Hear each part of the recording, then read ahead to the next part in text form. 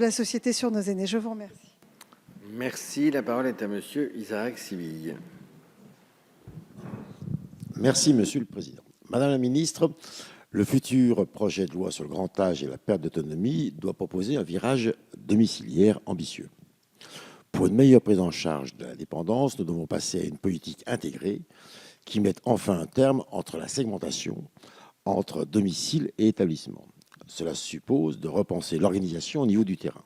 Concrètement, comment cet objectif, que nous partageons tous, doit-il se traduire ? Quels seront les opérateurs et les acteurs de première ligne de cette nouvelle organisation ? Est-ce l'EHPAD ? Si oui, quel rôle devra remplir l'EHPAD de demain ?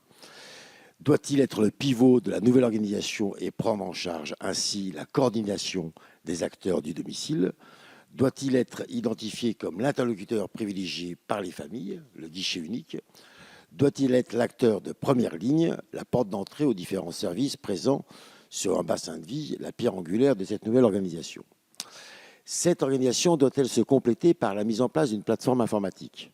Pourrait-on imaginer qu'un système similaire au logiciel Trajectoire, qui organise la sortie de l'hôpital du patient, s'applique au secteur du grand âge et recense en ligne l'ensemble des services disponibles sur les bassins de vie pour la personne âgée ou sa famille, concernant l'aide, le soin, l'aménagement du domicile, le portage du repas, l'accueil de jour, de nuit, l'hébergement temporaire.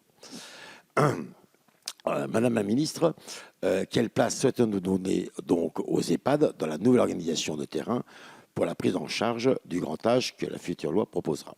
Je vous remercie. Merci. Madame la Ministre, vous avez la parole.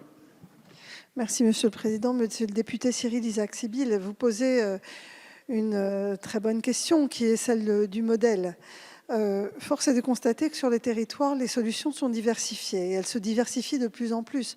Il y a les EHPAD hors les murs, qui sont des expérimentations qui montrent leur intérêt. Il y a des services d'aide à domicile qui existent sur tous les territoires.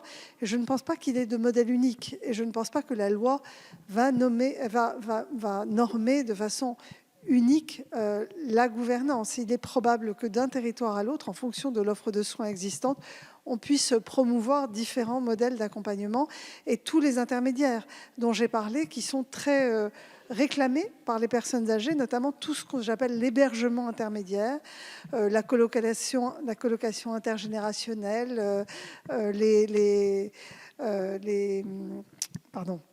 les accueils familiaux. Et donc, en réalité, ce que nous devons proposer, au contraire, c'est une diversification des modèles de façon à adapter à la fois au territoire et à la demande de la personne âgée en fonction de son souhait et de son parcours de vie. Donc, aujourd'hui, nous allons chercher à diversifier et à proposer un panel de solutions adaptables sur les territoires. Je vous remercie. Merci.